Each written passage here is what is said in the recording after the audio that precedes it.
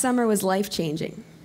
Thanks to Basque Connections, I had the truly once-in-a-lifetime opportunity to be part of an environmental health research team in Peru, studying the impacts of gold mining on the environment and the human health in the Amazon basin. When I first heard about this project, I leaped at the chance to apply, eager to get hands-on fieldwork experience and to see the Amazon jungle for myself. However, I came out of this summer with much more than that. For the first time, I felt I had truly gotten out of the box and could put real faces and real situations to the topics I had learned about in the classroom. The fact that environmental issues are complex ceased to be an abstract, overwhelming concept I read about in a textbook and became an in-my-face reality that I could no longer ignore. Though this may not sound like the grandest of epiphanies, it has greatly shaped my vision for my life's work and encouraged me to apply and be accepted into a career I'm excited and passionate to be starting. Before I get into all that, though, let me tell you some more about the project. The particular region of Peru we were in is known to have a lot of gold mining. Gold mining harms the environment in a number of ways. It erodes the banks of the river, denudes patches of rainforest, and last but not least, pollutes the river with mercury. Mercury is an essential part of the gold mining process as it binds tightly to gold and is used to separate the gold from the dirt. Once the gold has been separated from the dirt, the gold-mercury mixture is heated. The mercury then evaporates and either escapes into the atmosphere or is recondensed and dumped into the soil or river. If the mercury is dumped into the river, it gets taken up by various microorganisms and eventually becomes concentrated in fish via a process called bioaccumulation. Some of the fish that we have sampled were found to be way above the World Health Organization's recommended levels for mercury. The communities along the river depend upon the fish as a major source of protein, and therefore are being exposed to these excessively high levels of mercury, which, as I'm sure you know, is a major health risk, particularly for pregnant women and their unborn children.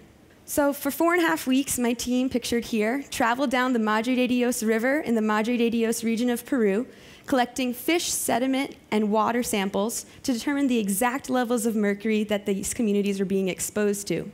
In addition, we collected mosquitoes to understand the other health risks that threaten these communities, such as malaria and dengue. At the end of the 4.5 weeks, we had collected hundreds of water and sediment samples, dissected over 100 fish, and hand-collected and sorted over 18,000 mosquitoes. We worked long days, waking up with the sun at 6 a.m. and going to bed past dark, finding comfort in our bug tents, which kept us mostly protected from unwanted visitors. By the end of our trip, we welcomed our hotel rooms in Puerto Maldonado, the capital city of the Madre de Dios region, and were thankfully in one piece, if not a slightly red and itchy piece. As a student of environmental science, I have learned that pollution and deforestation are always bad and should be avoided. I embarked on this journey with these preconceptions firmly in place. However, after spending time in the communities and interacting with the people, I find myself less sure. Gold mining is one of the principal sources of jobs and money in the region, and although the communities themselves are harmed by the impacts of gold mining, it continues to attract people with its undeniable monetary benefits. Influence of the miners was on full display, which is not to say that everyone supports the gold mining industry, but many do. About a week into our trip, we found out that a miners' strike had broken out in the region. The miners were striking in response to the Peruvian government's attempt at regulating gold mining, which meant that the mines had to register with the government and comply with various restrictions, including environmental restrictions. Now, when we think of a strike, we would usually think of workers holding signs, perhaps picketing outside of a workplace or government office.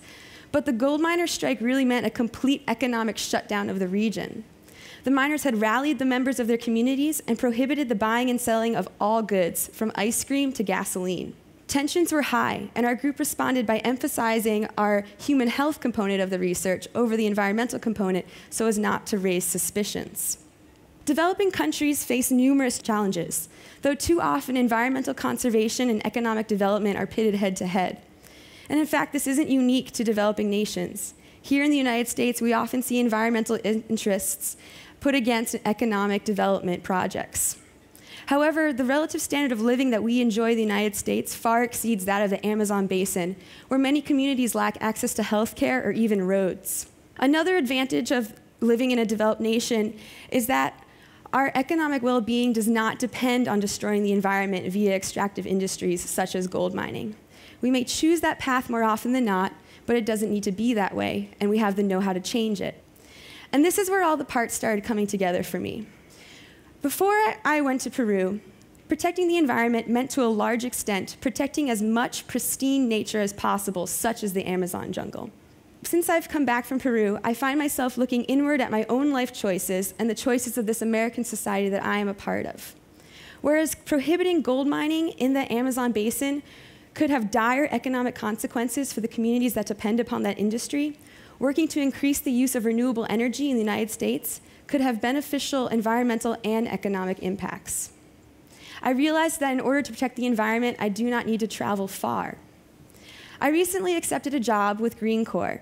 Green Corps is a field school for environmental organizing and will provide me with the tools and skills I need to make my dreams a reality, enabling me to participate in the nationwide conversation on environmental issues in the hopes of making a positive difference. One of my biggest hopes is that here in the United States, where we have a wealth of resources, scientific research, and technology, we can lead the way to living more sustainable lives, taking the pressure off of developing nations, and eventually help guide them down a more sustainable development path than the one our country took, so that they do not need to sacrifice the standard of living of their citizens now in order to maintain the carbon-intensive lives of the citizens of developed nations in the future.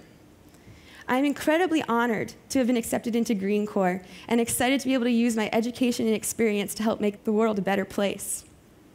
However, the bottom line is, without people like all of you, none of this would have been possible. Without Basque Connections, I never would have been able to travel to Peru, be a part of worthwhile scientific research that is going to benefit real people, and last but not least, realize that the problems I thought I saw out in the world could first be tackled in my own backyard, which has encouraged and empowered me to do just that. I owe Duke a lot for the person I am today and the person I still hope to become in the future. Basque Connections has been a hugely influential part of that experience and has given me the drive and conviction I need to leap forward and take ownership of the world I live in. Thank you.